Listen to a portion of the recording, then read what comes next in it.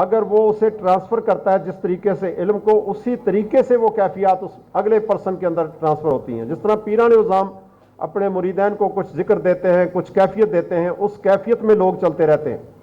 لیکن یہ advance level کا سسٹم ہے اسپرچل ہیلنگ.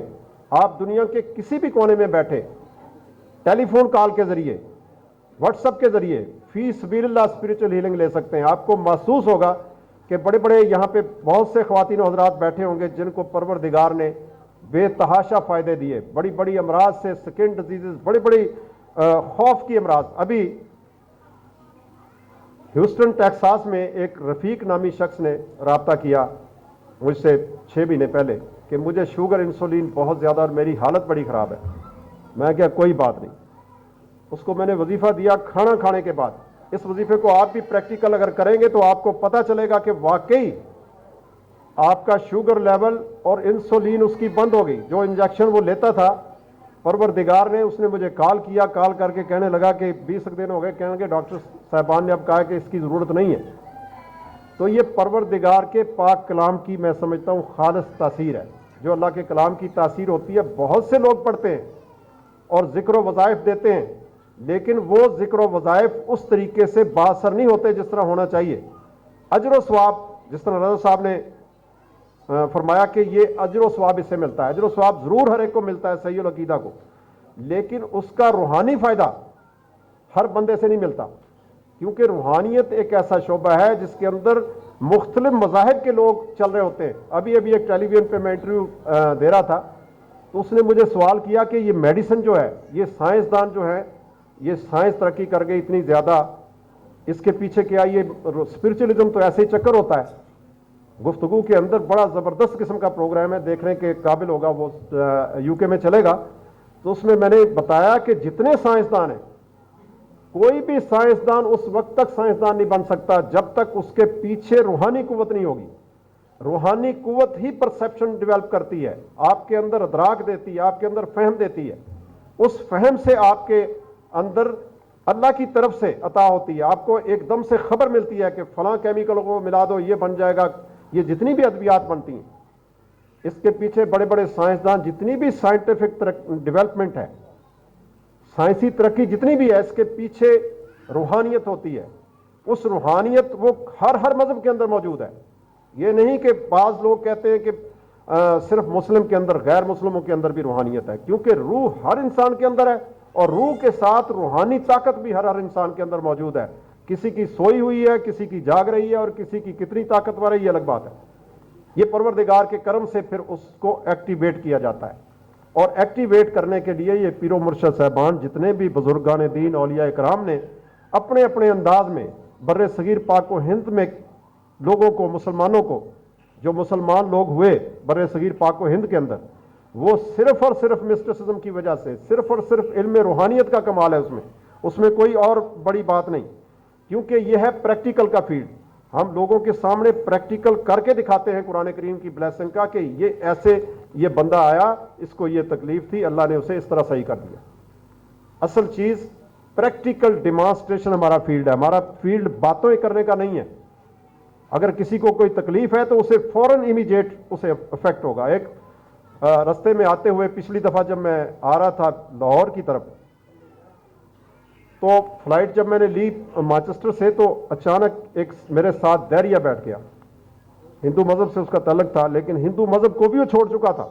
کہتا ہے جی یہ کیسے ہوگا؟ کہنے لگا جی ایسے. میں نے کہا اس کو روحانیت کہتے ہیں. کہتا میں نہیں مانتا، میں سائنس کو مانتا ہوں. میں نے کہا چلو ابھی ادھر پریکٹیکل آپ کے اوپر کر لیتے ہیں. کہنے لگا میں نے کہا دیکھیں ذرا ناک آپ کا کوئی بند ہے کوئی سائڈ؟ کہتا ہے جی رائٹ سائڈ میری بند ہے. میں نے ایسے انگلی ہلائی، میں نے کہا check your self. Okay, nose is open.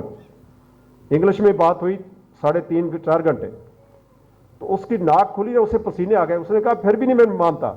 پھر باتیں ہوئی، پھر دوبارہ میں نے اسے پھر اس پہ بحث ہوتی رہی. میں نے کہا جتنے سائنسدان ہیں نا، میں نے کہا کتنے ریسرچ پیپر آپ نے لکھے ہیں؟ تھا بھی وہ مانچسٹر کا ہی. کہتا جی میں نے 4 لکھے.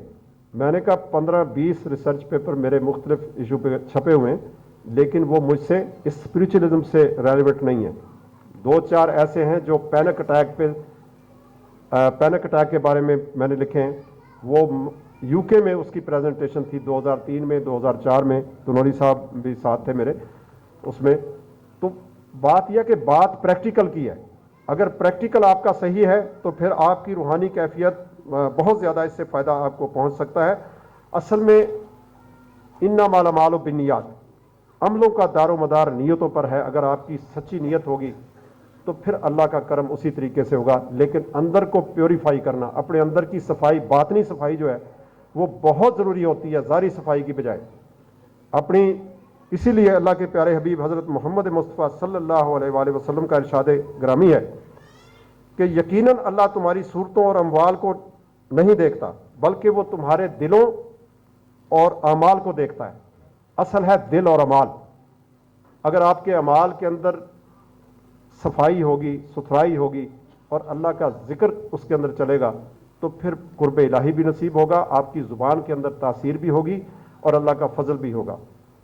اور ضرورت اس زمانے میں اس چیز کی ہے کہ ہم اپنی صفوں کے اندر اتحاد و اتفاق پیدا کریں.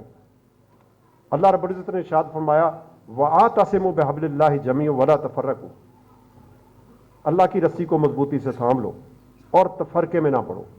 تفرقہ بازی جو ہے اللہ اور اس کے حبیب کی اتباع کے اندر وَاطِیعُوا اللَّهَ وَالرَّسُولَ لَعَلَّکُمْ تُرْحَمُونَ. اگر ہم اللہ اور اس کے رسول صلی اللہ علیہ وسلم کی اتباع کرتے ہیں تو ہمارے بہت سے مسائل، بہت سی چیزیں، فزیکل ڈیزیز آج کا دور جو ہے نا، لوگ چاہتے ہیں کہ ہمیں اثر دکھاؤ. اگر آپ کے پاس اثر ہے تو آپ ٹھیک ہیں، یو آر گریٹ. اگر آپ کے پاس اثر نہیں ہے تو پھر شرمندگی ہوگی.